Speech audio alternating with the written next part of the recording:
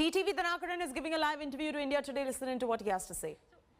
Whom do you think she will be supporting at this point of time? Will it be the ADMK or the AMMK? Already the AIDMK has ousted her from the party. See, she is my aunt, but this question only she has to answer. I cannot answer on her behalf. And sir, as far as the elections are concerned, are you having talks with other political parties for alliances? Can you name any party? No, I cannot name any party now because the talks are going on. After finalizing everything, surely I will inform you. There is going to be an alliance by AMMK.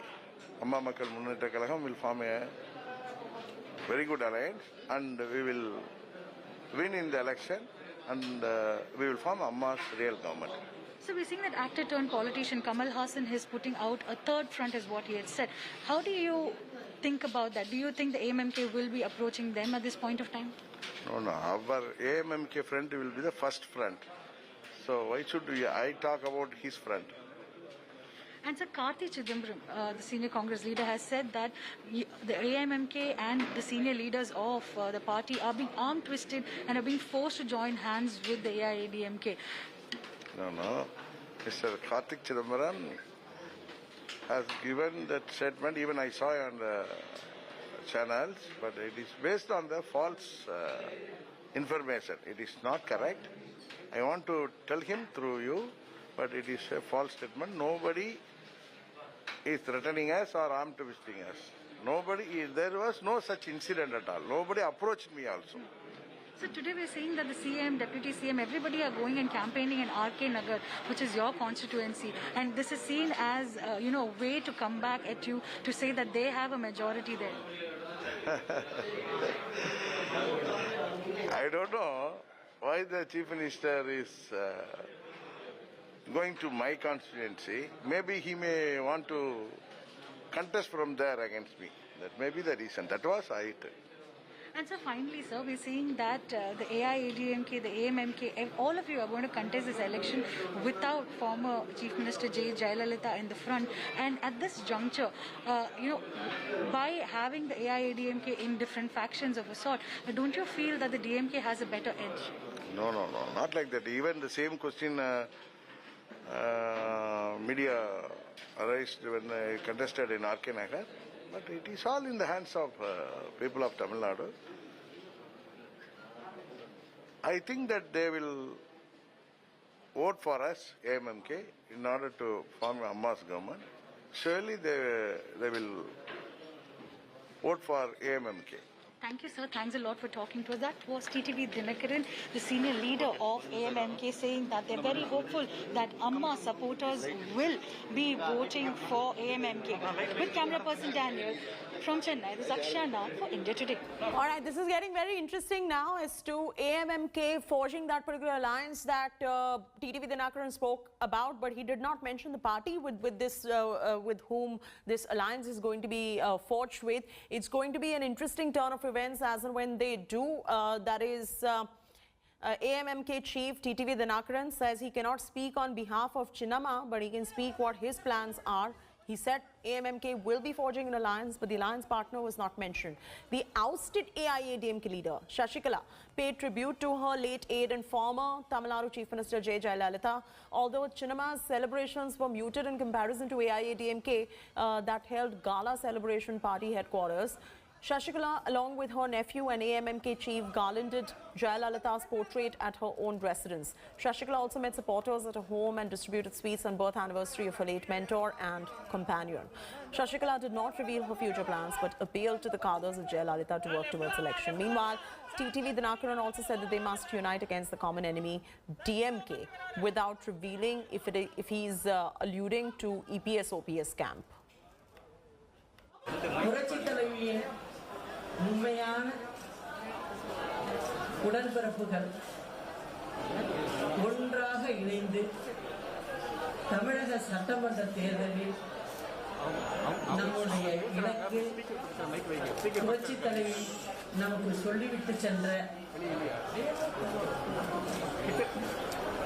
மீண்டும் தமிழகத்தில் 100 ஆண்டுகளுக்கு மேலாகவும் நம்முடைய ஆட்சி இருக்க வேண்டும் என்று கூறி சென்றுள்ளார். அதை மனதில் நிறுத்தி நம்முடைய உடன்பிறப்புகள், புரட்சி தலைவியின் உடன்பிறப்புகள் அனைவரும் ஒன்றிணைந்து இந்த தேர்தலில் அமோக வெற்றி பெற்று நாம் ஆட்சியை அமைக்க வேண்டும் என்பதே என்னுடைய எண்ணமாகும். Cadres of Amma, they all should be unitedly work for the election in order to defeat our arch rival DMK. That's all. What about ADMK, sir? What is the She only mentioned about the Amma's cadres. You can take it in any way. I am not responsible for that. Pramod Madhav is reporting from Shashikala's residence in Chennai. Akshay Nath is reporting from AMMK headquarters. Nagarjun Dwarkanath from the Jam Memorial as well. Let's go first to Pramod Madhav, who's reporting all the twists and turns ahead of the Tamil Nadu Assembly election. Pramod, needless to say, this is a legacy war that is breaking out at the moment. Shashikala definitely not revealing her plans as to who she is going to be aligning with or putting her might behind, but it's needless to say that she is not going to be playing second fiddle to EPS or OPS. So somewhere do you feel that she is going to be perhaps, and I use the word very carefully, perhaps putting her might behind the DMK Congress alliance? Well, it definitely looks like she's not going to go behind DMK because interesting factor. That's what we had to highlight. In fact, we are inside Shashikala's residence currently. On the right side, you could see the portrait of Jayalalitha, to which she paid floral tribute. And the interesting factor here is that 3 times she came out, she spoke, and she did not mention about AIADMK anywhere. Believe me, when DMK leaders or ADMK leaders speak, they talk about betrayal, they talk about enemies and such, and she very clearly said that the common enemy is DMK, and Jayalalitha wanted her a governance to continue for 100 years, and that the party cadres should actually keep that in mind, and that should be done. So that's a factor we need to actually keep an interest on, and several other leaders are also here coming and visiting Shashikala currently. That's right. I'm also taking this straight across to Akshay Nath, reporting from the AMMK headquarters. Akshay, I believe you've got the spokesperson of the AMMK with you. Let's get their sense as to what is going on. Well, Chethi, we just had a conversation with the General Secretary of the party AMMK, TTV Dinakaran, and he was very hopeful that the AMMK will be coming back to will come to power, and that the people who are Amma supporters will support him. I also have with me the spokesperson of the party, C.R. Saraswati. Thank you for joining us, ma'am. Ma'am, it's a very crucial time in the state of Tamil Nadu, election season here, and Madam Sasikala has spoken saying that Amma supporters will bring back Amma's government. Whom did she mean by that? Do you think the AMMK is being indicated there?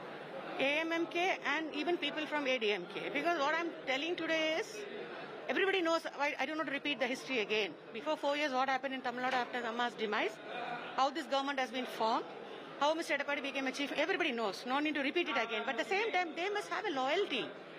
See, what Chinnamma and Titis are telling today is, any party cadres are the backbone.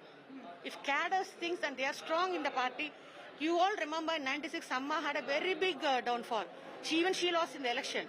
All these ex-ministers that time, all the second leaders, they all left, but cadres was with Amma. After that, she got a mass victory. That's what the meaning today, what Chinnamma said and Sa said is, the cadres, real Amma's cadres, doesn't want DM to come to power. And we want our Amma's government to be formed again. On her birthday today, I'm definitely telling you, even Tamil Nadu people wants real Amma's government. Not the names Nam Kavasta Amma's government. They want a real Amma's government. Definitely in this election, AMMK will play a very big role in that. Definitely will get a success.